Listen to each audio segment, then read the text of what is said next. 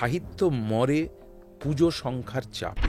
যেহেতু তোমার হাতে সোশ্যাল মিডিয়া রয়েছে, সেহেতু তুমি একটা গান রাত্রিবেলা মনে হলো তুমি লিখে গান বানিয়ে তুমি একটা গিটার দিয়ে কি একটা কিবোর্ড দিয়ে বসে গান তুমি রিলিজ করে দিলে। তোমাকে তো কারোর কাছে গিয়ে হাত পাততে হচ্ছে না, দয়া করে আমার গান রেকর্ড করো। তুমি বেসুরা গাইলে সেটাকে সুরে করা যায়, মানে পুরোটা করা যায়, সব করা যায়।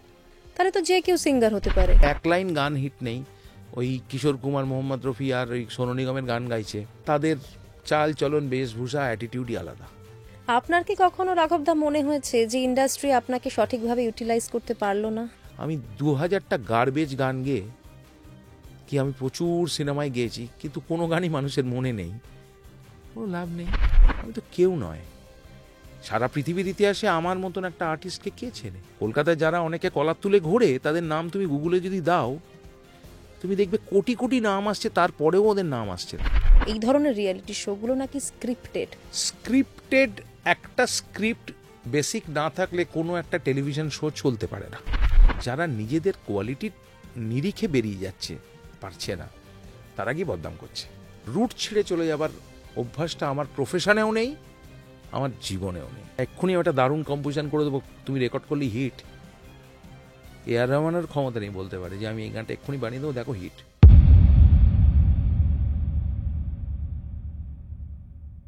সঙ্গে সঙ্গীতায় আপনাদের সঙ্গে আমি সঙ্গীতা। আজকের এই পডকাস্টে আমাদের সঙ্গে রয়েছেন সঙ্গীত শিল্পী রাঘব চট্টোপাধ্যায়। ইন্ডাস্ট্রিতে 25 থেকে 26 বছরের অভিজ্ঞতা থেকে শুরু করে রিয়ালিটি শোয়ের রিয়ালিটি সমস্ত গল্প হয়েছে আজকের এই পডকাস্টে। সঙ্গে থাকুন, অনেক কিছু অজানা জানতে পারবেন।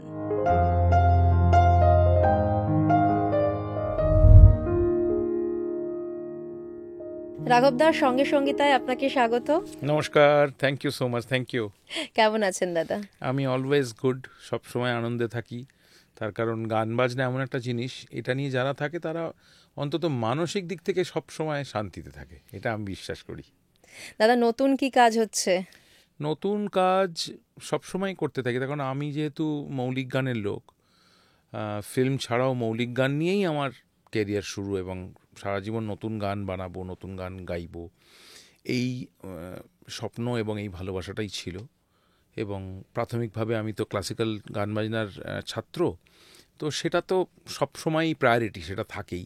তার সাথে নতুন গান, নতুন ধরনের মিউজিক, সারা পৃথিবীর মিউজিক শুনি ছোট্ট থেকেই। তো এমন নয় যে শুধু ক্লাসিক্যাল গান বাজনা শিখেছি মানে শুধু ওই ধরনেরই গান শুনছি বা ওই ধরনেরই গান বানাচ্ছি, এরম নয়। আমি ডিন মার্টিন, পেরি কোমো, কিংবা মাইকেল জ্যাকসন, কিংবা পল ম্যাকার্টনি, বিটলস, সেগুলোও যেমন শুনি, তেমনি আমি অ্যাফ্রো মিউজিক শুনি, নানা রকম ফোক সেগুলোও শুনি। আর রবীন্দ্রনাথের গান, নজরুল, কিংবা আধুনিক গানের বা হিন্দি বাংলা গানের যে এত বড় একটা ভারতবর্ষের সম্ভার, তার যত শ্রেষ্ঠ শিল্পীরা, সুরকাররা, তাদের গানও শুনি। তো সব মিলিয়ে আমার কাছে গান বাজনাটা একটা বিরাট বড় ভান্ডার। তার থেকে চেষ্টা করি শিখে শিখে নিজের মতন করে একটা নিজস্ব স্টাইল ডেভেলপ করে মিউজিক করতে। এবং সেটা হয়তো একটু হলেও করতে পেরেছি বলে এত বছর মানুষের মনের মধ্যে একটা জায়গা আছে, বা অগাধ ভালোবাসা পাই এবং অসীম শ্রদ্ধা পাই। এটা মানে ঈশ্বরের অনেক আশীর্বাদ, গুরুদের আশীর্বাদ এবং মা বাবার আশীর্বাদ ছাড়া এটা সম্ভব হতো না। তো সেই নিয়েই নতুন গান কনস্ট্যান্টলি কিছু না কিছু তৈরি করছি, চলছে। একটা সময় কোম্পানিরা ছিল, যেগুলো কোম্পানিরা অনেক কিছু আমাদের হেল্প করেছেন, বিভিন্ন চ্যানেলের বা সাথে হেল্প পেয়েছি, মিডিয়া হাউসের প্রচুর হেল্প পেয়েছি। পরবর্তীকালে এখনও সেগুলো পাই, কিন্তু এখন লড়াইটা একটু অন্যরকম হয়ে গেছে। এখন নিজেকে অনেকটাই করতে হয়। আগে যেমন শান্তিতে গান করতাম, শান্তিতে গান বানাতাম, জানি কোনো না কোনো কোম্পানি সেটা, কিন্তু এখন নিজের সোশ্যাল মিডিয়ার জন্য যে কোনো জিনিস নিজের প্ল্যাটফর্ম নিজে তৈরি করতে হয়, করেছি সেটা। নিজের ইউটিউব চ্যানেল আছে, সেখান থেকেই আমার নিজের গান রিলিজ করছে, মানুষ শুনছে, এবং ডিরেক্টলি আমরা একটা টেস্ট করার সুযোগ পাই যে আমি একটা নতুন গান বানালাম, আমি একটা লাইভ শোয়ে গিয়ে গাইছি, দুটো গান বানিয়ে গিয়ে দেখলাম একটা গান খুব ভালো লোকে রেসপন্স করলো, আর একটা গান সেরম করলো না, বুঝে গেলাম যে এই গানটার অতটা হয়তো অ্যাকসেপ্টেড হলো না। তখন কি করলাম, আমি আর একটা নতুন কিছু ভাবলাম, বা সেই গানটাকে আর একটু মডিফাই করার চেষ্টা করলাম। তো এই R&D বলতে যেটাকে বোঝায়, একটা কোম্পানি R&D ডিপার্টমেন্ট থাকে, রিসার্চ অ্যান্ড ডেভেলপমেন্ট। তো সেটা মিউজিকের ক্ষেত্রেও করে চলেছি সবসময়। নতুন রিসেন্টলি কোনো অ্যালবাম আসবে কি? অ্যালবাম বলতে এখন তো ওরমভাবে কিছু হয় না, কিছু জুক বক্স হয়, আর সিঙ্গলস যেগুলো রিলিজ করছি, যেমন ধরো এই পয়লা বৈশাখের সময় আমার একটা গান অনেক দিন আগে আমার কনস্ট্যান্টলি কম্পোজিশন হতেই থাকে, মানে আমার ফোনের মধ্যে নানা রকম গান, আমি রাস্তায় ঘাটে, ফ্লাইটে, ট্রেনে, গাড়িতে, যে কোনো সময় আমার ভালো কিছু সুর মাথায় এলে আমি সঙ্গে সঙ্গে ওটা রেকর্ড করি, বাড়ি গিয়ে ওটাকে ভালো করে যন্ত্র নিয়ে বসে ওটাকে একটু আবার একবার রেকর্ড করে নিই। তো একটা গান প্রায় 17-18 বছর আগে তৈরি করেছিলাম সলিল চৌধুরীকে মাথায় রেখে, মানে ওনার যে টাইপ অফ মিউজিক, ওনার যে প্রেজেন্টেশন বা ওনার যে মেলোডি মেকিং, সেটাকে মাথায় রেখে একটা গান তৈরি করেছিলাম। তো এবারে এই ওনার 100 বছর পূর্তি হলো। তো এই পয়লা বৈশাখে সলিল চৌধুরীর কথা ভেবেই একটা গান রিলিজ করেছি। গানটা লিখেছে আমার যারা গান লেখে, মানে আমি মূলত কম্পোজার কাম সিঙ্গার, তো গান লিখি, একদম লিখি না বললে ভুল হবে, মাঝে মাঝে লিখি, কম লেখা হয়। তো পৃথ্বীশ আমার খুব প্রিয় একজন লেখক, উৎপল আমার খুব প্রিয় লেখক, আরও যারা যারা আমার গান লিখেছে। তো পৃথ্বীশ ব্যানার্জি, ওর লেখা গানটি আমরা একসাথে অনেকগুলো কাজ করছি, ওর লেখা আমার কম্পোজিশন এবং আমারই গাওয়া, বা হয়তো কখনো নতুন কোনো আর্টিস্ট ভালো গাইছে, কোনো নতুন যারা অ্যাপ্রোচ করে যে আমার সুরে গাইতে চায়, তাদেরও দিচ্ছি। তো সেই গানটা কথা নাকি ধাঁধা গানটার নাম, তো সলিলবাবুকে নিয়েই গানটা তৈরি করেছিলাম, সেটা রিলিজ করেছে। তার আগে চন্দ্রিমা যে চাঁদের আলো বলে একটা গান, সেটাও আমাদের লেখাই ছিল, পৃথ্বীশ আর আমার দুজনেরই কাজ একসাথে। তো এইরকম নানা রকম গান কনস্ট্যান্টলি আমরা তৈরি করছি এবং সেগুলো ইউটিউব চ্যানেলে আসছে এবং সোশ্যাল মিডিয়াতেও মানুষের কাছে, প্লাস আমি লাইভ শো যেগুলো করছি সেখানে তো গাইছি। দাদা, এই মিউজিক ইন্ডাস্ট্রিতে প্রায় 26-27 বছর ধরে আপনি রয়েছেন, মানে অনেকটা সময় দেখেছেন ইন্ডাস্ট্রিকে খুব কাছ থেকে। আপনি যখন শুরু করেছিলেন তখন কিরকম ছিল ইন্ডাস্ট্রি এবং আজ কিরকম, পার্থক্যটা কতটা চোখে পড়ে? প্রথমত যেটা পার্থক্য তো অবশ্যই হবে, এতগুলো বছর যখন পরিবর্তন একটা আসবেই, যে কোনো ক্ষেত্রেই একটা মানুষের জীবনযাত্রায়, মানুষের সামাজিক অবস্থা, রাজনৈতিক অবস্থা, মানুষের জামা কাপড়, সবেরই একটা 20-25 বছর, 30 বছর একটা চেঞ্জ আসবেই। তবে হ্যাঁ, একটা কি এখন আমাদের শুরুর সময়তে যত বেশি মানে শিল্পীরা ছিলেন বা আর্টিস্ট বলো বা লেখক, বা সেই তুলনায় এখন না মাত্রা অনেক বেড়ে গেছে, এবং অনেকেই গান লেখে, অনেকেই গান গায়, অনেকেই গানের সুর বানাচ্ছে বা কিছু একটা যন্ত্র বাজিয়ে গাইছে, সেটা অনেক বেশি বেড়ে গেছে। এবার তার ভেতরে ভালো, খুব বেশি বেড়ে গেলে সেটা খুব বেশি ভালো পাওয়া যাবে এরমটা ভাবাই ভুল। কোয়ালিটি কম্প্রোমাইজ হয়ে যায় কখনো কম্প্রোমাইজ কখনো। হয়ে যায় এবং মিডিওক্রিটি অনেক ক্ষেত্রে দেখা যাচ্ছে খুব, সেটা তো আছেই। এবং তার কারণ আমরা যখন গান শুরু করেছিলাম বা গানের, আমাদের কোনো কোম্পানিকে অ্যাপ্রোচ করলে কোম্পানিকে রীতিমতো তাদের সামনে বসে গান শুনিয়ে গান অ্যাপ্রুভ করতে হতো। যে কোনো কোম্পানিতে গেলে সে বলতো আমাকে কি গান করতে চান, আপনার গলা কেমন, গানের কথা সুর কী, সেটা আমাদের এক্সপার্টসরা বসে সামনে শুনবে, then we will decide whether you are going to record your song or not. বেশ কয়েক বছর ধরে এটা বন্ধ হয়ে গেছে, কোনো মাত্রা বাঁধা নেই, যে যার খুশির মতো গান। যেমন সোশ্যাল মিডিয়া যেমন একটা বিরাট সুবিধে, বিরাট উপকার তৈরি হয়েছে, তেমনি কিছু তো ড্রব্যাকও হয়েছে, এবং তার জন্য মানুষ তো অনেক বেশি কনফিউজড হয়ে যাচ্ছে। এবং সোশ্যাল মিডিয়ার রেটিং দেখে কি এখন শিল্পী বিচার করা হচ্ছে বলে আপনার মনে হয়? অনেক ক্ষেত্রেই হচ্ছে যে কে কত শিখেছে বা কে কত ভালো পারফর্মার, সেটা না দেখে তার রেটিংটা কত বেশি। খুব ভালো একজন শিল্পী, তার হয়তো সোশ্যাল মিডিয়াতে বা তার ইউটিউব চ্যানেলে হয়তো দেখবে তার 50,000 লোক ফলোয়ার বা সাবস্ক্রাইবার, আর যে তার থেকে মানে অত্যন্ত অর্ডিনারি গ্রেডের একজন আর্টিস্ট, তার 5 লাখ ফলোয়ার, 5 লাখ সাবস্ক্রাইবার। তো এবার একজন সাধারণ মানুষ যদি তাকে না চেনে বা বোঝে, সে ভাবলো বাবা এর এত ফলোয়ার, তার মানে একে ডাকলে ভালো হবে। ডাকার পর বুঝতে পারলো যে তার আসল রূপটা কি। মিউজিক কোম্পানিগুলো তারাও কি এটাকেই প্রেফার করছে? না, মিউজিক কোম্পানিরা এখন তো সেই অর্থে মিউজিক কোনো কোম্পানি সেভাবে নেই। পুরনো মিউজিক কোম্পানি বেশিরভাগই তো বন্ধ হয়ে গেছে, তারা অন্য বিজনেসে শিফট করে গেছে, তারা ফিল্মস টিলমস এটা ওটা ওসবে চলে গেছে, বা তাদের যেগুলো পুরনো রেপার্টোয়ার রয়েছে, যেগুলো পুরনো তাদের আর্কাইভ রয়েছে, সেই কাজগুলো নিয়েই তারা করছেন, নতুন কাজ খুবই কম করছেন। আর এখন তো যেহেতু তোমার হাতে সোশ্যাল মিডিয়া রয়েছে, সেহেতু তুমি একটা গান রাত্রিবেলা মনে হলো তুমি লিখে গান বানিয়ে তুমি একটা গিটার দিয়ে কি একটা কিবোর্ড দিয়ে বসে গান তুমি রিলিজ করে দিলে। তোমাকে তো কারোর কাছে গিয়ে হাত পাততে হচ্ছে না, দয়া করে আমার গান রেকর্ড করুন। এবার সেটা যেমন একদিক থেকে সুবিধে যে আমরা অনেক জিনিস অনেক ইজিলি নিজেদের মানুষের কাছে পৌঁছতে পারছি without getting any help from any company, তেমনি পাশাপাশি এটাও তো ঘটনা যে সেইটা হচ্ছে না বলে মাত্রা যে একটা কোয়ালিটি, একজন ডাক্তার বা ইঞ্জিনিয়ার হতে গেলে তাকে যেমন পড়াশুনো করেই তবে সার্টিফিকেশানটা তার হয়, সেটা গায়ক গায়িকা বা নৃত্যশিল্পীর কেন হবে না? এটা নিয়ে আমি অনেক কথা আগেও বলেছি, আমার কথাতে কিছু এসে যায় না, আমি খুব সামান্য লোক। না, কিন্তু আপনার মনের কথাটা তো বলা দরকার। কারণ এটার সার্টিফিকেশন দরকার, এটার ভীষণভাবে দরকার যে একটা মানুষ তাকে একজন ডাক্তারের কাছে যখন সে যাচ্ছে, যে আরে উনি এত বড় ডাক্তার, উনি MBBS কি MD হোয়াট এভার, তাহলে আমি ভরসা করে থাকা যেতে পারি। কিন্তু একটা আর্টিস্টকে যে বুক করছে, সে জানেই না তার কি শিক্ষা, সে কতটা কোয়ালিটি, সে সফটওয়্যার ম্যানিপুলেটেড করে এমন একটা গান বাজারে ছাড়লো যেটা একদম চকচকে সুন্দর লাগছে শুনতে। মানে আমি খুব পরিষ্কার কথা বলি, যেটা সত্যি, যা ঘটনা, যা ঘটছে, বাস্তবটা তো অবশ্যই বলতে হবে। এবার কারুর খারাপ লাগলে আমার কিছু করার নেই, এটা সত্যি। একটা সফটওয়্যার ম্যানিপুলেটেড করে, যেমন পিচ কারেকশন, পিচিং করা যায়, তুমি বেসুরা গাইলে সেটাকে সুরে করা যায়, মানে পুরোটা করা যায়, সব করা যায়। বলেন কি? ইয়েস, মানে তোমাকে ভালোবাসি, এই তোমাকের মাটা বেসুরা আর ভালোবাসি লটা বেসুরো, ওটাও ঠিক করা যায়। তাহলে তো যে কেউ সিঙ্গার হতে পারে। হচ্ছেও তো তাই।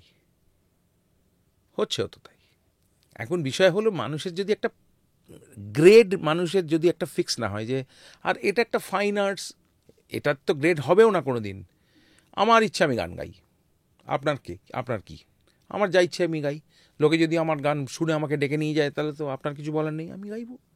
কি আমি ছবি আঁকবো, আমি ভালো ছবি আঁকি না, কিন্তু আমি ম্যানেজ করে এমন ছবি পোস্ট করছি, লোকে ভাবছে বা দারুণ ছবি। যখন সামনে আঁকছে তখন বুঝতে পারছি ছবিতে কিছুই নেই। একটা আর্টিস্ট যখন সামনে নিয়ে যাচ্ছে গিয়ে, সে যখন লাইভে গাইছে, তখন তো তার ভুলগুলো সব, সেখানে তার কোনো ইনস্ট্রুমেন্ট দিয়ে বা সফটওয়্যার দিয়ে তাকে ম্যানিপুলেট করা যাচ্ছে না, তখন তো তাকে একদম ফেস টু ফেস তোমাকে লাইভেই প্রমাণ হচ্ছে সে কতটা গুণী বা নয়। একটা কথা এখন খুব প্রচলিত যে এখন নাকি মিউজিক ডিরেক্টররা তারা সস্তায় পুষ্টিকর গায়ক খোঁজেন, এটা কি সত্যি? হ্যাঁ, এটা আগেও ছিল, এমন নয় না আগে ছিল না, আগেও ছিল, এখনো আছে, আগেও ছিল। এটা মানে আমি যেটুকু পড়াশুনো করেছি বা একটু জেনেছি, যে একটা সময় ছিল যারা নওশাদজির একটা গল্প বলি, একজন বড় প্রডিউসার, নাসির সাহেব বোধহয় সম্ভবত নাম ওনার, উনি চেয়েছিলেন উস্তাদ বড়ে গোলাম আলী খানকে দিয়ে গাওয়াতে।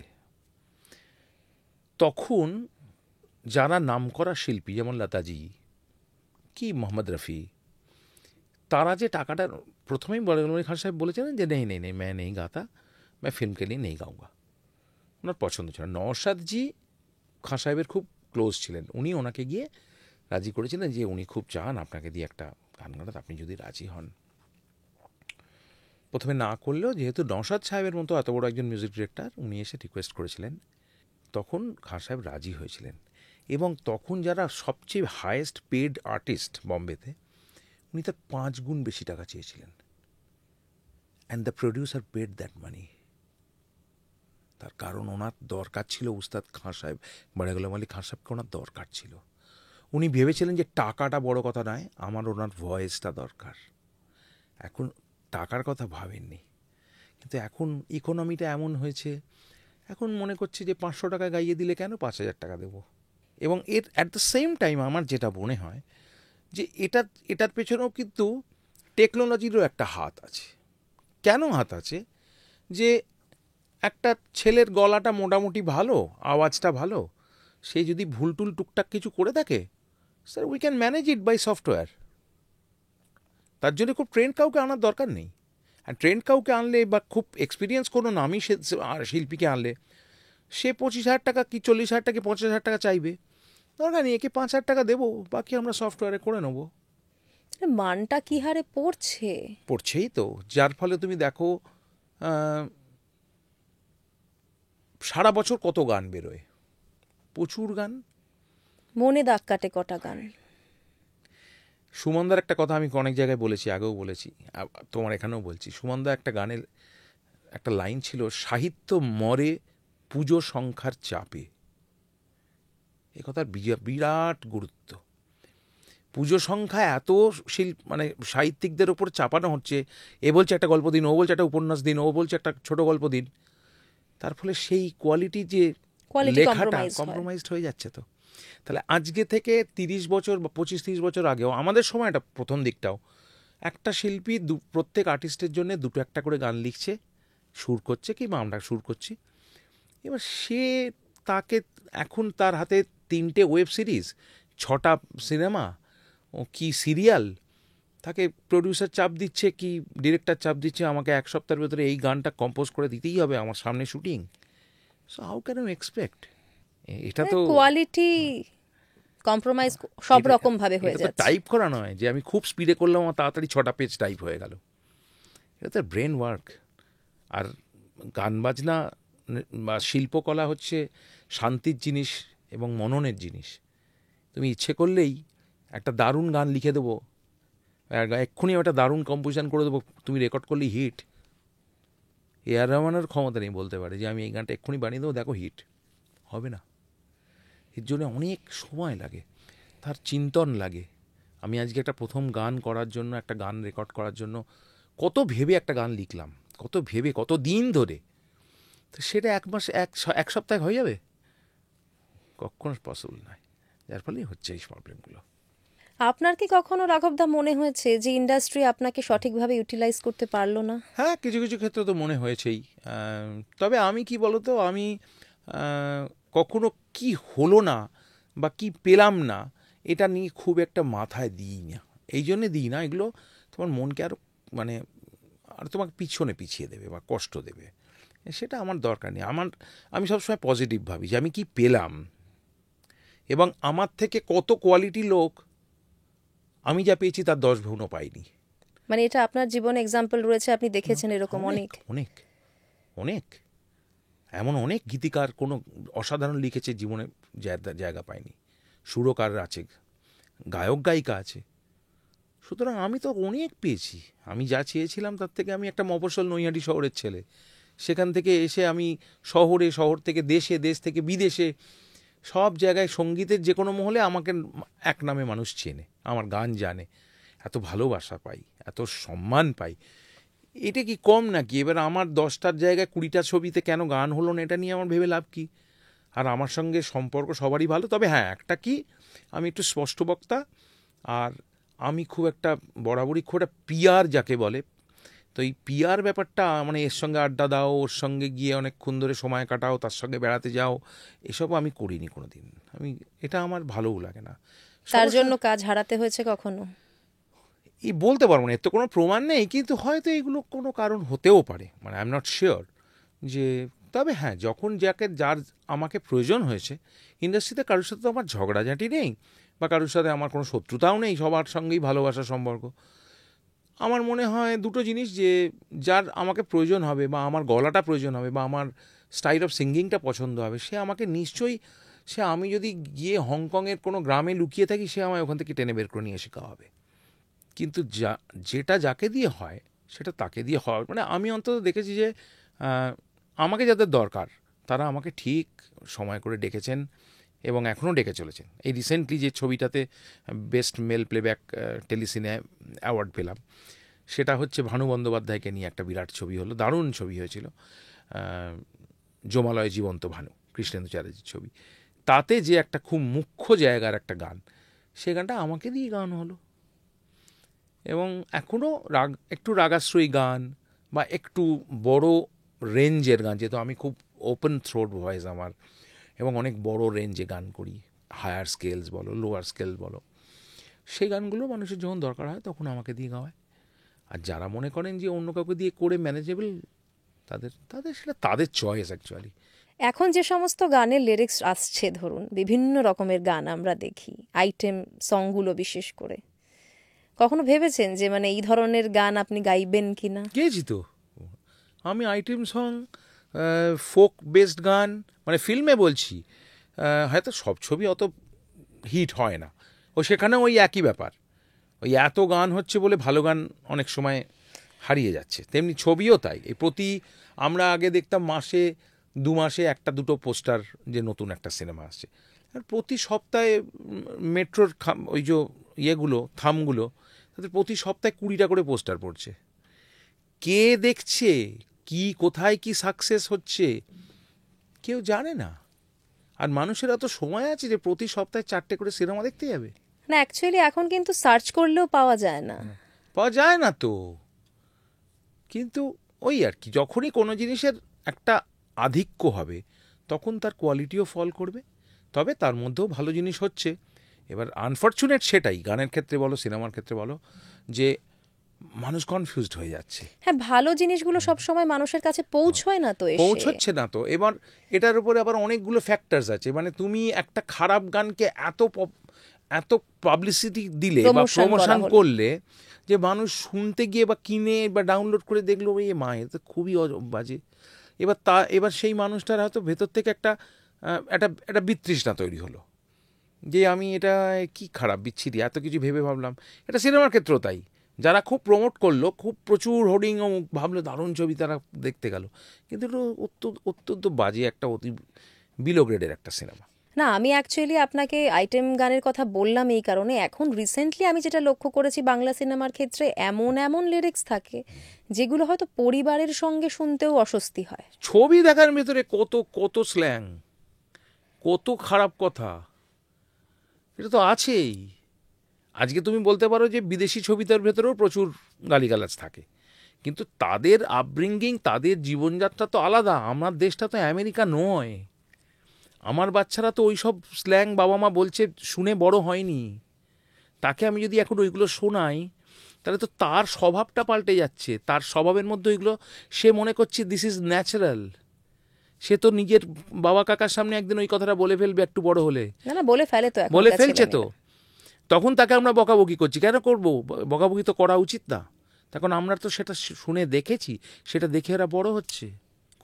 মানে সত্যজিৎ রায় ছাড়াও, আমি সত্যজিৎ রায় তো মানে বলাই বাহুল্য, উনি ছাড়াও এত বড় বড় ডিরেক্টররা এত সুপার ডুপার হিট দিয়ে গেছেন, তার ভেতরে কটা স্ল্যাং ছিল, তার ভেতরে কটা ভালগার সিন ছিল না তো? কি চিত্রনাট্য দিয়ে, কত অর্ডিনারি ক্যামেরা দিয়ে, কত অর্ডিনারি টেকনোলজি দিয়ে তারা এইসব ছবি বানালো। তার কারণ মনন ছিল, শান্তিতে কাজটা নিয়ে ভাবতো না আমি আর কটা ডিরেক্টর আর কটা প্রডিউসারকে ধরলে আমার আরও 50টা ছবি হবে, আরও 20খানা গান আমার নতুন হবে, এটা ভাবতো না। একটা গান বা একটা সিনেমাকে নিয়ে দীর্ঘদিন তার রিসার্চ ওয়ার্কের ফল, সেগুলো যারা করেন তাদের ছবি হিট হচ্ছে তো। হ্যাঁ, খুব সহজ সাধারণ ছবিও মানুষের মন ছুঁয়ে যাচ্ছে তাহলে। এবং হয়তো এমন এমন সিনেমা বা এমন এমন গান যার প্রমোশন হচ্ছে না, এবং আমরা প্রমোশন হয় না বলে আমাদের চোখে পড়ছে না, এবং আমরা সেই ছবিটা দেখলাম না। 5 বছর পর একজন বলে এই ছবিটা দেখেছিলি? হ্যাঁ, না তো দেখা হয়নি, সেরকম তো পোস্টার টোস্টার দেখিনি খুব একটা। তখন হয়তো ইউটিউবে দেখে পেলাম অসাধারণ ছবি। তার কারণ সেই প্রডিউসারের অত ক্ষমতা ছিল না যে প্রচুর পরিমাণে প্রমোশন করবো আর হোর্ডিং লাগাবো। তারপরে সাধারণ মানুষ চোখ থেকে এড়িয়ে গেছে, কিন্তু সেই ছবিটাই ভালো। আর যেটা বেশি বিজ্ঞাপিত হচ্ছে সেই ছবিটা গিয়ে দেখা যায় একটা গজা ছবি। না, এটা তো হচ্ছে, এটা তো মানে আমরা দেখতেই পাচ্ছি। এখন অনেকেই আসেন, ধরুন পডকাস্টে আমরা কথা বলি, বুঝতে পারি ইন্ডাস্ট্রির ভেতরে তো পলিটিক্স মারাত্মক আকার নিয়েছে এখন। এটা তো সারা জীবন ছিল, আজও আছে, ভবিষ্যতেও থাকবে, বলার কিছুই নেই। তবে হ্যাঁ, একটা জিনিস ভালো লাগতো যে পুরোনো সময় আমি যেটুকু শুনেছি, আমি তো খুব পুরনো লোক নয়, আমি হয়তো কিছুটা জীবনে কাজ করেছি, তো তখনকার ডিরেক্টর প্রডিউসার আগে যেটা দেখতাম যে তারা ভালোর জন্য যা ইচ্ছে করতো। মানে আমার নিজের জীবন দিয়ে বলছি, আমি প্রচুর বিজ্ঞাপনের কাজও করেছি, অ্যাডের কাজ প্রচুর গাইতাম, টেলিফিল্ম, বিজ্ঞাপন, অনেক কাজ করতাম।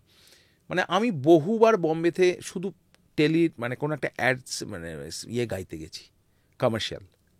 আমাকে এখান থেকে ফ্লাইট ফেয়ার দিয়ে নিয়ে গিয়ে হোটেলে রেখে ওইটা গাইয়েছে। কিন্তু এটা এটা কিন্তু আমি কলকাতার একটা লোক এটা করছে, নিজেরা যাচ্ছে অনেক সময় গিয়ে কিছু কিছু কাজ করে আনছে। সাইমালটেনিয়াসলি আমার যেটা খারাপও লাগে কলকাতা ইন্ডাস্ট্রিতে, যে কলকাতায় এত ভালো আর্টিস্ট আছে, কেন বম্বে থেকে গান গাইয়ে গাইয়ে গাওয়াতে নিয়ে যাওয়া হচ্ছে? মানে এটা কিন্তু ভাবার বিষয় সত্যি, কেননা বাঙালি গায়ক কত এবল গায়িকারা সিঙ্গার কলকাতায় রয়েছে, হ্যাঁ, সেখানে দু একজনকে হাতে গুনে যাদের একটু বেশি গান গাওয়ানো হয়, দ্যাটস গুড, তাতে আমার কোনো আপত্তি নেই। আমাদেরই কলিগরা ভালো গান গাইবে, আমরা সবাই একসাথে ইন্ডাস্ট্রিতে কাজ করব, এটাই তো হওয়া উচিত। কিন্তু যে দু চারজন গাইছে তার বাইরে আরও অন্তত 5 থেকে 10 জন এবল সিঙ্গার্স আছে, ইনক্লুডিং মি। আমি বলছি তো, এমন অনেক গান আমি শুনে দেখি যে যে গেয়েছে গেয়েছে, আমি অনেক বেটার গান গাইতে পারতাম এটা। কিন্তু এগুলো নিয়ে আমি খারাপ ভাবি না, এখন আমি বরাবর মৌলিক গানের লোক, তো আমি নিজের গান নিজে তৈরি করব, নিজে গাইব। আমি সেই সেলফ কনফিডেন্সটা নিয়েই বরাবর এগিয়েছি। কে আমায় কবে দুটো গান দেবে, কে আমায় কবে একটা সিনেমায় গাইতে রাখবে, এর জন্য তো আমার জীবন দাঁড়িয়ে থাকবে না। একদম।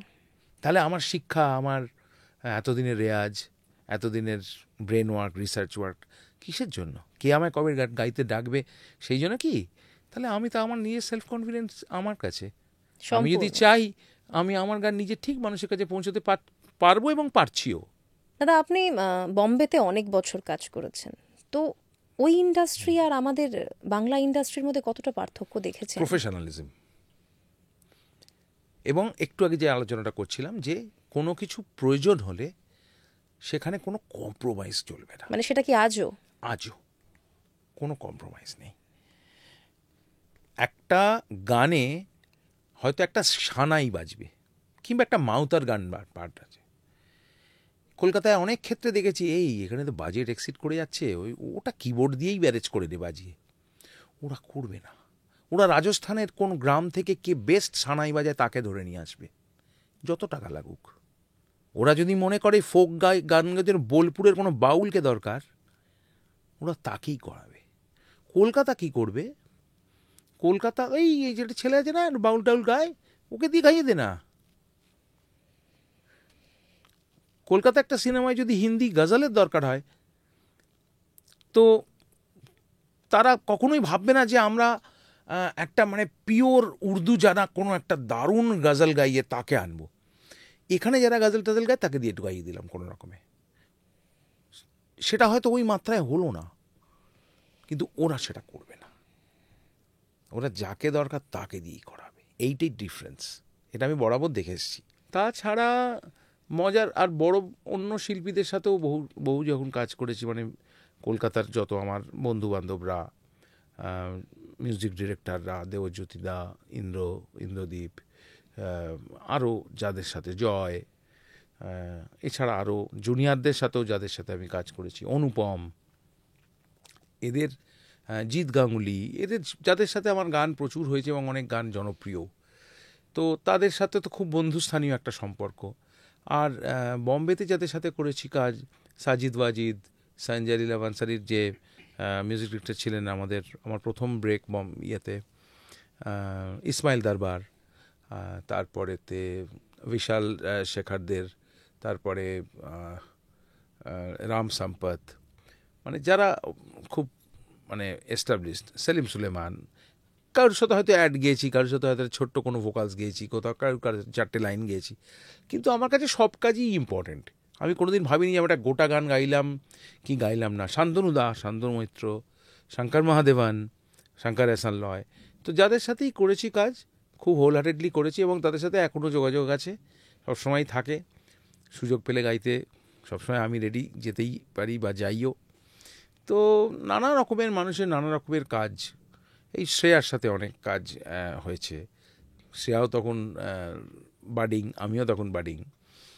তো সোনু নিগম দারুণ মানুষ, তার শান খুব ভালো বন্ধু আমার। তো হ্যাঁ, এরকম সোনু নিগমের কথা আপনি বললেন যখন, জানতে তো ইচ্ছে করবেই, মানে উনি সত্যি কেমন মানুষ কাছ থেকে দেখেছেন? Is a very nice person.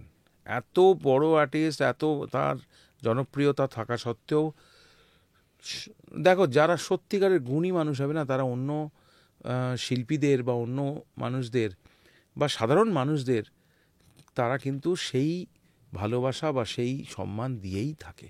তারপরে আমি কিশোর কুমারের বাড়িতে যাওয়ার সুযোগ হয়েছিল, সেটা করে দিয়েছিলেন অমিত দাই। অমিত কুমার একটা এত বড় নাম, এতদিনকার কিশোর কুমারের ছেলে, এত ভদ্র মানুষ, এত হাম্বল যে চিন্তা করা যায় না। আমি আমার মেয়েদের নিয়ে একদিন দেখা করতে গেছিলাম, বম্বেতে একটা শো ছিল। তা অমিত দা গোটা বাড়ি আমাকে ঘুরিয়ে দেখালেন, বসালেন, চা কফি। মানে একটা মানুষ, সাধারণ মানুষের প্রতি সাধারণ মানুষের যে জেস্চার হওয়া উচিত, অমিতদা আমার সঙ্গে সেরকমই করলেন। উনি আমাকে এসে গাড়িতে ওটা পর্যন্ত বাই করলেন। এই এই শিক্ষাটাই মানুষ কজন পায় আজকে? একটা নতুন জেনারেশনের ছেলে মেয়েদের অনেকের মধ্যেই এটা নেই, অনেকের মধ্যে আছে। অনেক ভালো ছেলে, নতুন ছেলেরা, অনেকেই ছেলেমেয়েরা অত্যন্ত ভদ্র, অত্যন্ত সাবমিসিভ, বড়দের সম্মান করে। আবার এরমও দেখেছি যে এক লাইন গান হিট নেই, ওই কিশোর কুমার, মোহাম্মদ রফি আর ওই সোনু নিগমের গান গাইছে, তাদের চাল চলন, বেশভূষা, অ্যাটিটিউডই আলাদা, তারা বড়দের কেয়ারই করে না। কিন্তু আমরা এখনও আমাদের সিনিয়র আর্টিস্টদের সাথে পায়ে হাত দিয়ে প্রোগ্রাম করি, তাদের সাথে আমাদের বন্ধুর মতো সম্পর্ক। তারা কিন্তু কাঁধে হাত দিয়ে আড্ডা দেয় আমাদের সাথে, কিন্তু সম্মানটা আমরা কোনোদিন তাদের অসম্মান করি না, এটা দরকার। বাপি লাহিড়ী, আমি কাজ করেছি বাপিদের সাথে অনেকগুলো। একটা ছবি হয়েছিল, ছবিটা কোনো হিট হয়নি, সিনেমাটার নাম ছিল মিস্টার প্রাইম মিনিস্টার। তার ডিরেক্টর এবং প্রডিউসার ছিলেন দেবানন্দ সাব। আমি এক স্টুডিও বসে ওনার সঙ্গে সময় কাটিয়েছি, এটা কম ভাগ্য। দেবানন্দ সাব বসে কফি খাচ্ছেন, আমি গান গাইছি, বাপিদা বসে আছে, বাপিদার মিউজিক ছিল বম্বেতে। মানে এই মুহূর্তগুলো তো সারা জীবন থেকে বিরাট যাবে ব্যাপার। মনে। ঋতুপর্ণ ঘোষ, হ্যাঁ, রেনকোট, কত বড় মনের মানুষ। ঋতুদা আমাকে গানটা গাওয়ানোর পর, দেবুদার সুর আর ঋতুদা নিজের লেখা পিয়া তোরা ক্যাসা বিমান, কিরম দেখো, মানে আমি যেমন অনেক ক্ষেত্রে কিছু অভিযোগ, কিছু খারাপ লাগা থাকে, কিন্তু ভালো লাগাগুলোও তো বলতে হবে অবশ্যই, এবং আমি ভালো লাগাগুলো নিয়েই বেঁচে থাকতে চাই। ঋতুদা গাওয়ানোর পর প্রডিউসার বলল, এবং যে ন্যাশনাল ছবি, এতে একটা ন্যাশনাল, এই গানটা এত ভালো, একজন ন্যাশনাল কাউকে দিয়ে গাওয়ানো হোক। তখন তো সিডি বেরোতো গানের, অ্যালবামও বেরোতো, প্লাস ফিল্মের ট্র্যাকও বেরোতো। হরিহরনজির মতন এত বড় মানুষটাকে দিয়ে গাওয়ানো হলো। কিন্তু ঋতুদাস সিনেমাটাতে ব্যবহার করলেন আমার গানটা।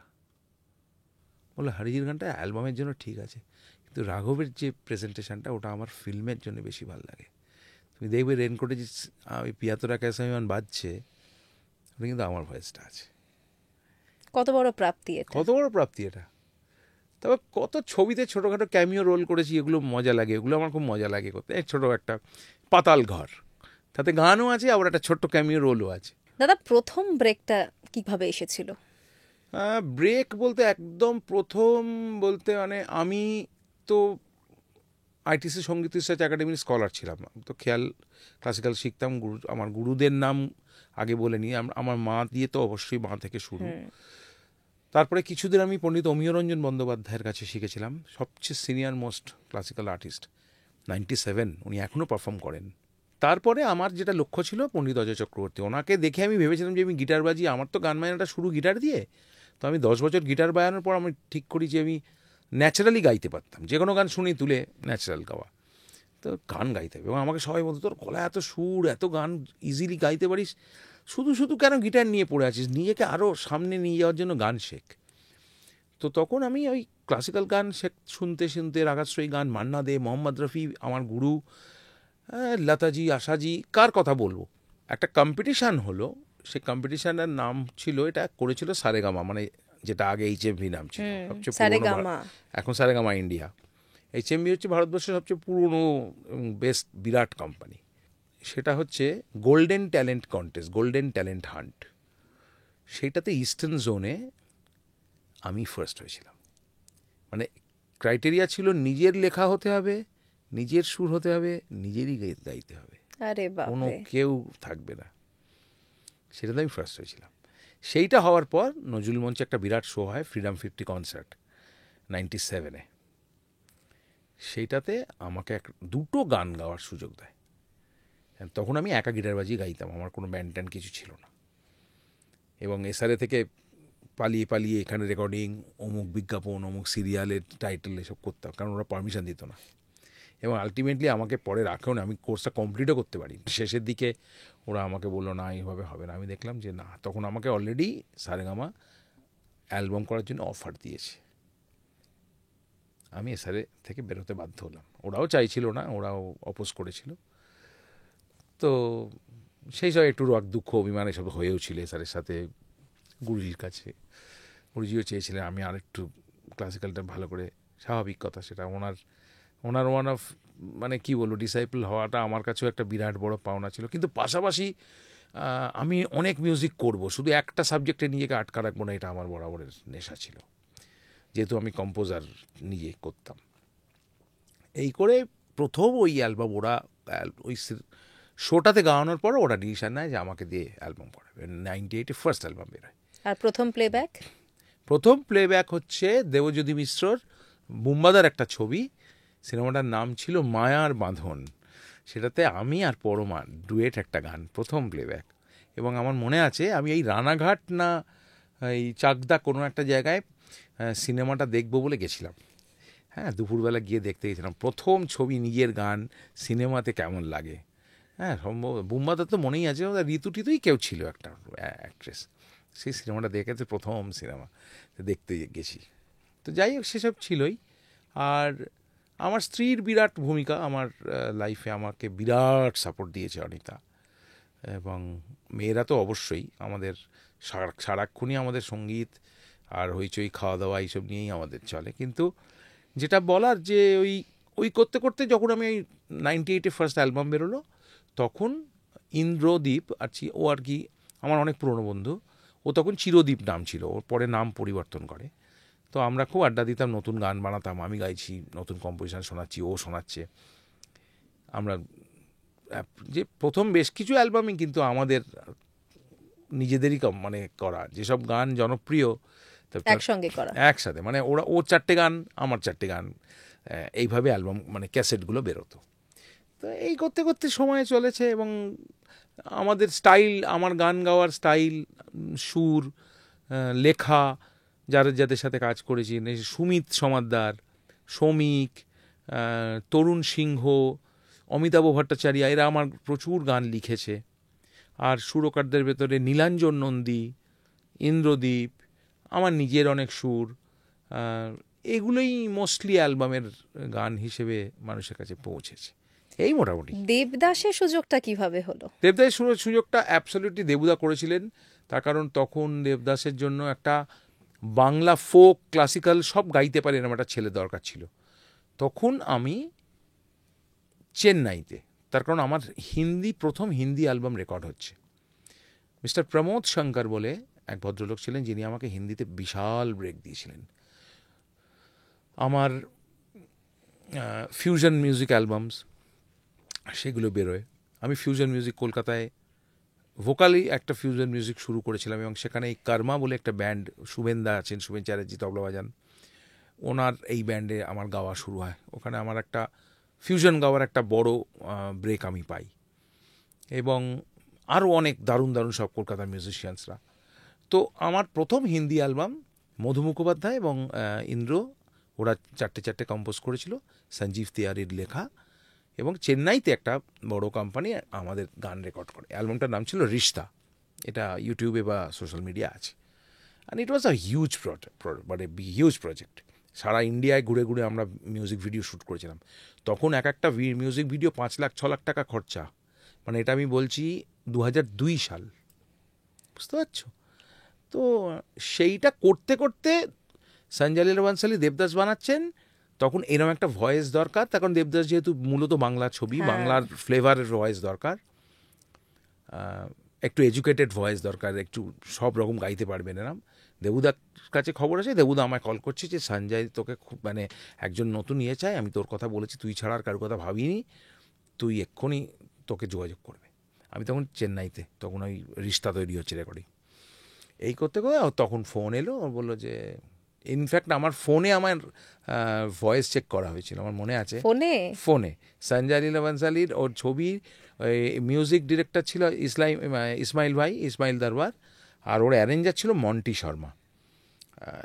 আমাকে বললো আপ থোড়া সুনাইয়ে, আপকা রেঞ্জ থোড়া দেখতে হয়, বলে ওখানে পিয়ানো বাজাচ্ছে। হ্যাঁ, আমি গেয়ে শোনাচ্ছি এই সুর ওই সুর। बोलो ठीक है, मुझे अच्छा लगा है, फ़ोन में जैसे जितना मैंने सोचा ये हो जाएगा, अब कल आ जाइए, हम लोग টিকিট বেচতে। পরের দিন সকালের ফ্লাইটে গেছি, গিয়ে বম্বে গিয়ে ওই গান থিম সং রেকর্ড হয়েছে। তো এটা বিরাট ব্যাপার, ওইটা আমার হিন্দিতে খুব বড় ব্যাপার। তারপরে আমি রেনকোট, এই ওয়েলডান আব্বা, তারপরেতে তেরে নাম সলমান খানের, এইসব নানা রকম কিছু নামি ছবি গেয়েছি, কিছু অনামি ছবিও গেয়েছি, সেগুলো খুব একটা লাইমলাইটে আসে না, আসেও নি। তো নানা রকম কাজ করেছি, আর কলকাতাটাকে মেনটেন করে রেখেছি। কোনোদিন আমি কলকাতা ছেড়ে চলে যাওয়ার কথা ভাবিনি, থাকতাম, নিজের জায়গা তো। হ্যাঁ। তার দুটো কারণ সঙ্গীত, একটা হচ্ছে যে বম্বেতে কী বলতো, একটা আনসার্টেনিটি তো আছেই, প্লাস আমি যেখানে আমার শুরুয়াত, যেখানে আমার জন্ম, যে মানুষ আমায় জায়গা দিল, সেই মানুষকে ছেড়ে আমি অন্য জায়গায় চলে যাব বেটার অপশানের জন্য, সেটা আমার কাছে না আত্মিকভাবে খুব খারাপ লাগলো। এখন এক একটা মানুষ হয়তো আমার এই কথাটাকে অনেক রকমভাবে, ওই আপনি আরও বেশি কিছু পাননি বলে এসব বলছেন, কিন্তু আমি তো জানি আমি ভেতর থেকে কতটা সৎ। কারণ আমার যেখানে আমার প্রথম মানুষ জায়গা দিল, এত সিরিয়ালের গান, এত অ্যালবামের গান, সেগুলো জনপ্রিয়, মানুষ এত ভালোবাসা দেয়, হঠাৎ করে আমি তার থেকেও ভালো পাবো, তার থেকেও ভালো পাবো ভেবে সেই জায়গাটাকে একেবারে অবহেলা করে ছেড়ে চলে গেলাম, রুটটাকে ছেড়ে যাইনি। এবং ঠিক সেই একই কারণে আমি আমার শহর নৈহাটি ছাড়িনি। আমি আজও নৈহাটি শহরে থাকি, ওখান থেকেই সারা পৃথিবী যেখানেই যাই, ফিরে কিন্তু আমি আমার বাড়িতেই ফিরি। সুতরাং রুট ছেড়ে চলে যাবার অভ্যাসটা আমার প্রফেশনেও নেই, আমার জীবনেও নেই। আমি আজও আমার পুরনো চায়ের দোকানে, পুরনো ছোটোবেলা স্কুলের বন্ধুদের সাথে আড্ডা দিই, আজও পাড়ায় বাজার করতে যাই, মাছের দোকানে যাই, সবজি কিনতে যাই। আমার জীবনটা যা ছিল তাই আছে। আমি সবসময় মনে করি যে একটা মানুষ তার কাজে বড় হবে, তার ভাবে না। আমার নামডাক খুব হলো বলে, বা আমি সেলিব্রিটি হয়েছি বলে আমি আমার পাশের বাড়ির লোকটাকে আর সেভাবে কথা বলবো না, এটা আমি বিশ্বাস করি না। এটা কিন্তু অনেকেই বিশ্বাস করেন, মানে অনেকেই এরম হয়ে যান। এবং তুমি বললে বিশ্বাস করবে না, আমার বন্ধু সার্কেলটা বা আমার নিজেদের ছোটোবেলার বন্ধু ছাড়া আমি সমস্ত সামাজিক মানুষদের সাথে সময় কাটাতে বেশি পছন্দ করি। এবং আমি প্রচণ্ড অ্যানিম্যাল লাভার, আমাদের বাড়ি সবাই, আমরা স্ট্রে ডগসদের জন্য কাজ করি। তো আমার শিক্ষা সেখানেই যে আমার কাজ যতই বড় হোক, আমার ভাবসাব সেখানে কোনো পরিবর্তন হবে না, এবং আমি সেই আনন্দেতেই আছি এবং সারাটা জীবন ওই আনন্দেতেই থাকতে চাই। এবং I am the happiest person of the world, very happy.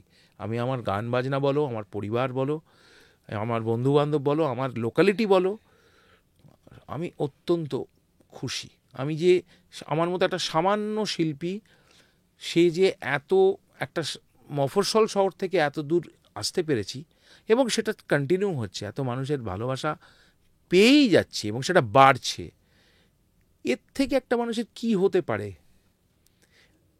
Secondly যেটা আমি মনে করি যে আমি কোনো আজে বাজে গান কখনো গাইনি। আমি বিশ্বাস করি যে সারা জীবনে 50টা গান গাই যদি আমার মানুষ লোকে মনে থাকে, কি 20টা গান লোকে মনে রাখে, সেটাতেই আমি খুশি। আমি 2000টা গার্বেজ গান গেয়ে, কি আমি প্রচুর সিনেমায় গেয়েছি, কিন্তু কোনো গানই মানুষের মনে নেই, কোনো লাভ নেই। কিন্তু যে কটা গাইবো, ভালো গান গাইবো, কোয়ালিটি মেনটেন করে গাইবো। তার কারণ তার সাথে আমার নিজের পরিবারের স্ট্যান্ডার্ড, আমার গুরুদের শিক্ষা জড়িয়ে আছে। আমি যেসব মানুষের কাছে শিখেছি, আমি এসআরএ ছেড়ে যাওয়ার পর কি কয়েক বছরের জন্য আমি উস্তাদ রাশিদ খান, উনি আমার খুবই ক্লোজ বন্ধুস্থানীয় ছিলেন, আমার থেকে বয়সে বড় ছিলেন, ওনার কাছেও কিছুদিন শিখেছিলাম। তো আমি এই সব বড় বড় মানুষদের কাছে গান শিখে আমি যদি খুব খারাপ এবং বিলো কোয়ালিটির কথা বা চিপ গান গাই, তারা হয়তো কিছু বলবেন না, কিন্তু তারা মনে মনে তো কষ্ট পাবেন যে ওকে আমি এত কষ্ট করে এইসব শেখালাম, আর ও সামান্য পয়সার জন্য এইসব গান গাইছে। সুতরাং তোমার শিক্ষাটা যে কীভাবে আসছে, সেটা তোমার ভ্যালুসগুলো তোমায় বুঝতে হবে, এবং সেই ভ্যালুসটা থাকলেই তোমার পরের জেনারেশান, আমার মেয়েরাও কিন্তু কোনো চিপ গান বাজনা করে না। একটা স্ট্যান্ডার্ড রেখে করে। কারণ আমি ওদের বলেছি একটাই জিনিস, আমি নিজেও সেটা বিশ্বাস করি, যে জীবনে গান বাজনা করে কোটি কোটি টাকা রোজগার করব আমি কোনোদিনও ভাবিনি, আজও ভাবি না। আমি কোয়ালিটি নিয়ে, ভালো কাজ নিয়ে, সুস্থ জীবন নিয়ে বেঁচে থাকতে চাই। আমার প্রচুর টাকা হবে, আমার মার্সিডিজ গাড়ি হবে, কি আমার BMW গাড়ি হবে, আমার এই আশা কোনোদিনই নেই। এবং আমি ক্ষমতা থাকলেও কিনবো না কোনোদিন। আমার যেটুকু প্রয়োজন তার বাইরে। তুমি যদি কোনোদিন আমার বাড়ি যাও, আমার বাড়ি যারা গেছে, তুমি কিচ্ছু বুঝতে পারবে না, শুধু ইনস্ট্রুমেন্টগুলো দেখে বুঝতে পারবে এই বাড়িতে লোক গান বাজনা করে।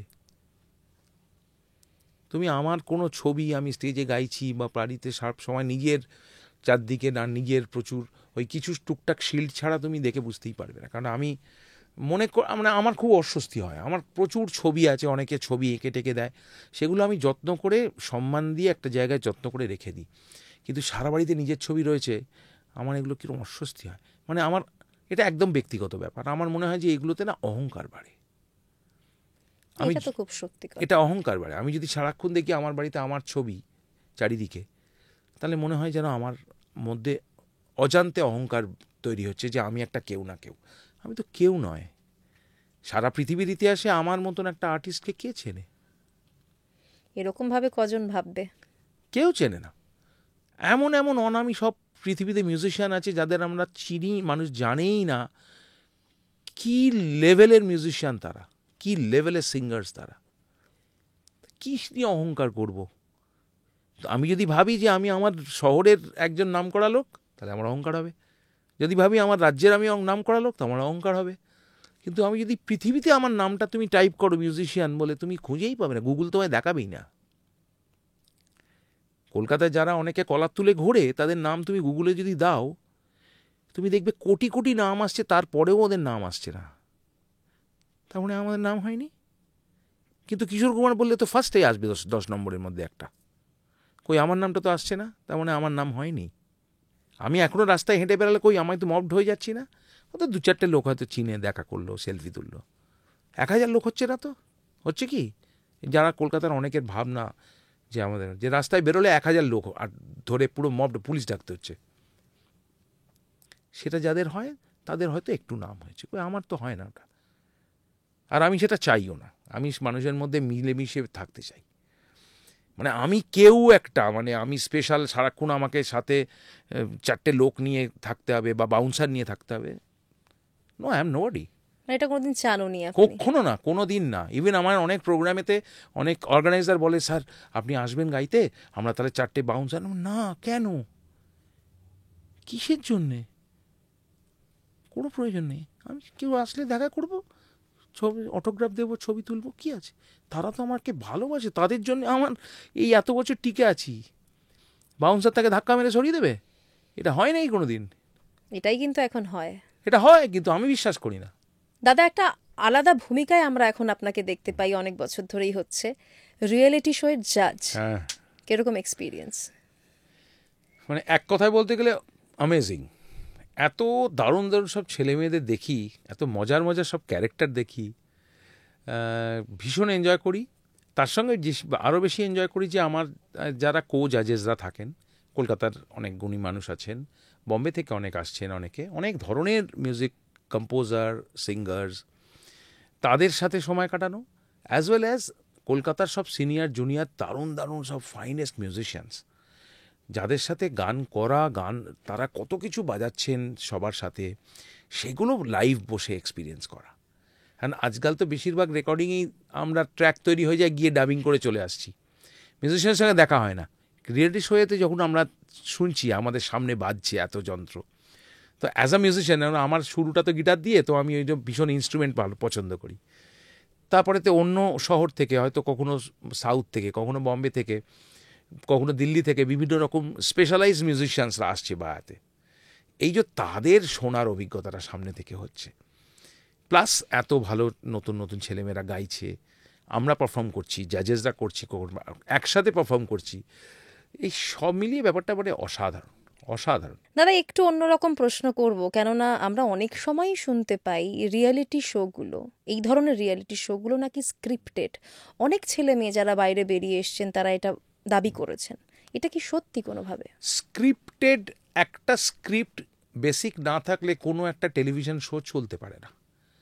কিন্তু তার মানে এই নয় যে ডিরেক্টর বা জাজেসরাই ঠিক করে ফেলছেন যে অমুককে ফার্স্ট করব, অমুককে থার্ড করব। এটা একদমই নয়। রিয়েলিটি সত্যিই রিয়েলিটিতেই থাকে যে সে যেভাবে পারফর্ম করছে, সেই পারফরমেন্সটার বেসিসেই কিন্তু সে তার পজিশন পাচ্ছে। স্ক্রিপ্টেড কতটুকু, হয়তো কোনো মজার মুহূর্ত তৈরি হচ্ছে, হয়তো কোনো একটা কোম্পানির কোনো একটা এন্ডোর্সমেন্ট হচ্ছে, কোনো একটা কোম্পানি সম্পর্কে আমরা একটু মজা করছি, কোনো একটা ওয়ান অফ দ্য স্পন্সর, সেটা হয়তো একটু স্ক্রিপ্টেড করা থাকে যে আমরা এইভাবে বললে সেটা তো একটা বিজনেস পয়েন্ট অফ ভিউ। কিন্তু গান বাজনার ক্ষেত্রে কোনো স্ক্রিপ্টের কোনো সম্পর্ক নেই। স্ক্রিপ্টেড কোনটা, যে ফরম্যাটটা কি হবে, কিভাবে আমরা রানার্স আপ উইনার্স দিকে এগোবো, কিভাবে আমরা 30 জনের থেকে 20 জনকে বাঁচবো, 20 জনের থেকে 10 জনকে বাঁচবো, সেটার তো একটা স্ক্রিপ্ট থাকবেই, নইলে একটা এত বড় শো চলবে কি করে। কিন্তু সেখানে যারা বেরিয়ে যাচ্ছে, প্রবলেমটা হচ্ছে সেখানেই, যারা নিজেদের কোয়ালিটির নিরিখে বেরিয়ে যাচ্ছে পারছে না, তারা গিয়ে বদনাম করছে। সেই ছেলেটি বা সেই মেয়েটি যদি নিজে থেকে যায়, সে কিন্তু আর সেই বদনামটা করছে না। সে যদি থেকে যায়, সে তখন আর কিছু বলবে না। যেহেতু সে পারেনি উত্তীর্ণ হতে, সেহেতু ওই সবার নামে একটুখানি কুৎসা রটানোর চেষ্টা, এটাই ঘটনা। আরও একটা জিনিস হয় দাদা, আমরা দেখি, ধরুন আমরা যদি আগেকার রিয়েলিটি শোগুলো দেখি, মানে 10 বছর আগের কথাও যদি বলি, আমিও করেছি তো অনেক, আমি হ্যাঁ বহুদিন ধরে জাজমেন্ট করছি। হ্যাঁ, তখন যারা রিয়েলিটি শো থেকে জিতে বেরোতো, তারা কিন্তু প্লেব্যাক সিঙ্গিং করতো কন্টিনিউয়াস, তারা মানে মানুষের সামনে থাকতো, নামগুলো আমাদের মনে আছে। কিন্তু যত দিন যাচ্ছে, রিয়েলিটি শো থেকে যারা বেরোচ্ছে, প্রথম প্রথম মানুষ তাদের মনে রাখছে, তারপর তারা হারিয়ে যাচ্ছে। কেন এটা হচ্ছে? একটাই কারণ, আমি প্রথম ইন্টারভিউয়ের প্রথম দিকে যেটা বলেছিলাম, যে অত্যাধিক পরিমাণ বেশি, যার ফলে হচ্ছে এটা। তখনও সিনেমা কম হতো, গায়ক গায়িকা কম ছিল, ইউটিউবার ছিল না, সোশ্যাল মিডিয়া ছিল না, যার ফলে তারা পেত। রিয়েলিটি শো খুব কম হতো, এখন অনেক চ্যানেলে অনেক রকম হচ্ছে। সবাই ভাবছে আমি গিয়ে টিভিতে একটু মুখ দেখালেই আমার নাম হয়ে যাবে, আমাকে ফাংশানে গিয়ে আমি 10-20 হাজার, 20,000, 25,000, 30,000 টাকা পাবো। যার ফলে লাইনটা অনেক বড় হয়ে গেছে। সেই তুলনায় তো কাজ নেই, যার ডিমান্ড সেই তুলনায় সাপ্লাই অনেক বেশি। এটা তারই ফল। একটা পাড়ায় যদি 10,000 লোক থাকে, সেখানে 3 জন ডাক্তার বসেন, সবার কাছেই মোটামুটি পেশেন্ট আসবে হবে। এবার যদি 10,000 লোকের ভেতরে 500 ডাক্তার বসে, so how can you expect? তো হতেই পারে না এটা, তাই না? অত তো সঙ্গীত বা সিনেমা, এটা তো মানুষের এন্টারটেনমেন্ট, জীবন ধারণ, খাওয়া দাওয়া সব কিছু, বাড়ির সুবিধে অসুবিধে, অসুস্থতা, সব কিছু শেষে মানুষের এন্টারটেনমেন্ট। এবার এন্টারটেনার যদি এত হয়, কাজ তো কমবেই, দর্শক বা শ্রোতা কমে যাচ্ছে, কমবেই, সেটাই হচ্ছে। দাদা পুজোর গান করতে তো বিদেশে যাওয়া হয়, এবছর যাচ্ছেন কোথাও? না, এবছর আমি এই লাস্ট 3-4 বছর গেছি, আমেরিকা গেছি, ইউকে গেছি, তবে কলকাতাতে খুব একটা থাকা হয় না।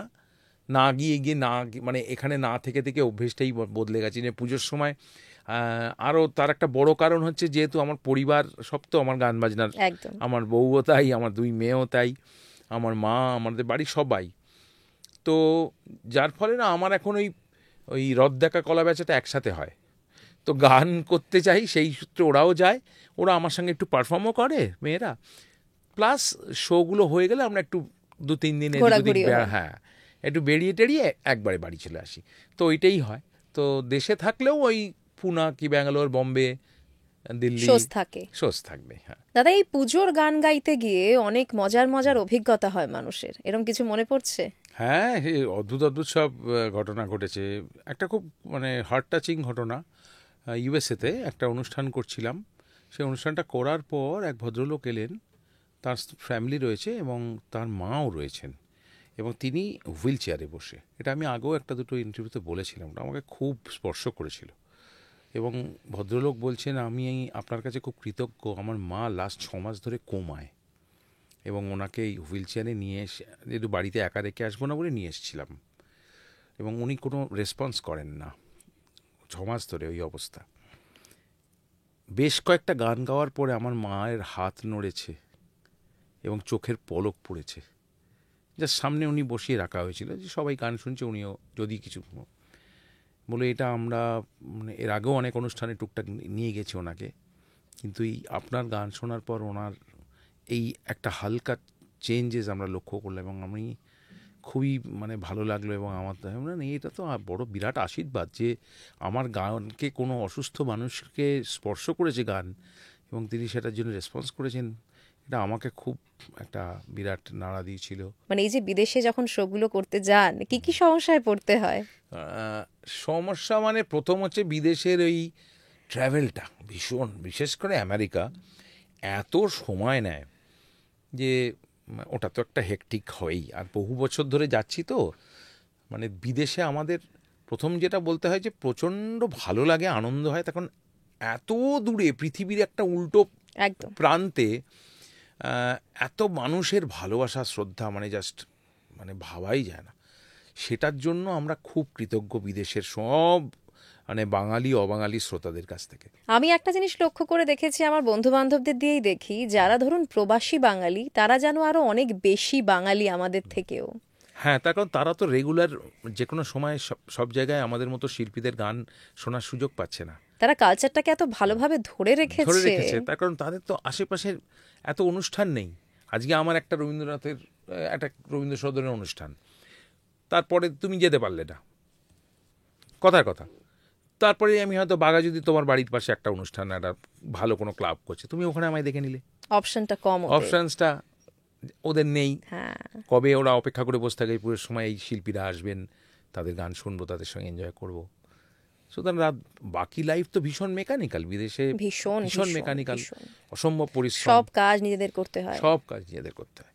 কিন্তু আমরা ভীষণ ভালোবাসা পাই, এত তারা আমাদের এত আদর যত্ন করে রাখেন, এবং গান বাজনা সব কিছুতে সেটা আমাদের বিরাট পাওয়া। মেয়েরাও এখন গান গাইছে বিদেশে গিয়ে। হ্যাঁ, আমার মাঝে সঙ্গে আমার সঙ্গে যখন যায় তখন ওখানে গিয়ে পারফর্ম করে। প্লাস ওরা ওদের অলরেডি একটু একটু মানুষ চিনে গেছে, ওদের নাম আনন্দী আহিরি। আমার বড় মেয়ে হচ্ছে আনন্দী, ও পিওর ক্লাসিক্যাল শেখে, একটু পিয়ানো বাজায়। আর ছোট আহিরি ও মেনলি গিটার, জ্যাজ গিটার বাজায়, কম্পোজ করে। এরা দুজনেই কম্পোজ করে, নিজেরাই নিজেদের গান লেখে, দুজনে মিলে একসঙ্গে করে কাজটা। ওদের পুরো ডুও হিসেবেই ওরা প্রথম থেকে মানে হারমোনি করছে, একসাথে গাইছে, এইভাবেই করে ওরা, নানা রকম গান বানাচ্ছে। নিজের অভিজ্ঞতা থেকে বাবা হিসেবে মেয়েদের কি সাজেশন দিয়েছেন? সৎ থাকতে এবং পরিশ্রমী হতে, এবং নিজের কাজে কোনোদিনও কোনো ফাঁকি না দিতে। রেগুলারিটি এর খুব ইম্পর্ট্যান্ট। সেটা তুমি প্র্যাকটিস, তোমার ইনস্ট্রুমেন্ট হোক, ভয়েস হোক, রেগুলারিটি এবং সিনসিয়ারিটি। ক্যাজুয়াল হলে কোনো দিন জীবনে কিছু হবে না। যে কোনো জিনিস যদি তুমি ভালোবেসে করতে চাও, সেটাতে হোল টাইমার হও, এইটুকুই বলি। এবং ওরা খুব ফোকাসড, ওরা খুব রাত দিন নিজেদের পড়াশোনার পাশাপাশি গান বাজনাটা নিয়েই রাত দিন পড়ে আছে। আসলে বাড়িতে তো পুরো আবহাওয়াটা একদম হ্যাঁ, মিউজিকের, আমাদের বাড়িটা একদম, হ্যাঁ আমাদের বাড়িটা পুরো একদম একটা মানে একটা ছোটোখাটো মিউজিক্যাল ইনস্টিটিউশন। কারণ বাড়িতে একটা মিউজিক একাডেমি আছে, সেটা আমার মায়ের শুরু, কিন্তু সেটা করতে বহু বছর হয়ে গেছে। তো সেইটা আমার স্ত্রী মেনলি দেখে, আমাকেও দেখতে হয়। আমি ওয়ার্কশপ করি, স্পেশাল ক্লাসেসগুলো করি। আপনি কি স্পিরিচুয়াল? স্পিরিচুয়াল যদি বলো এক কথায়, তাহলে বলবো না। আমার ভক্তি আছে, শ্রদ্ধা আছে। আমাদের বাড়িতেও পুজো আর্চা বা ঠাকুর ঘর ইত্যাদি সবই আছে, সব বাড়ির মতোই। কিন্তু আমি যে খুব রেগুলার বেসিসে পুজো করি বা ঠাকুর ঘরে বসে থাকি, এরকমটা নয়।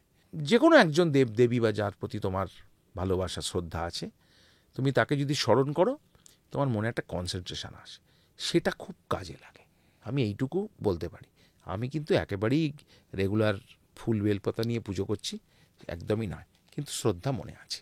বেশ ভালো লাগলো দাদা আপনার সাথে গল্প করে, অনেকটা সময় খুব সুন্দর কাটলো, অনেক কিছু জানতে পারলাম। খুব ভালো থাকুন দাদা, অনেক ধন্যবাদ। Thank you so much, thank you.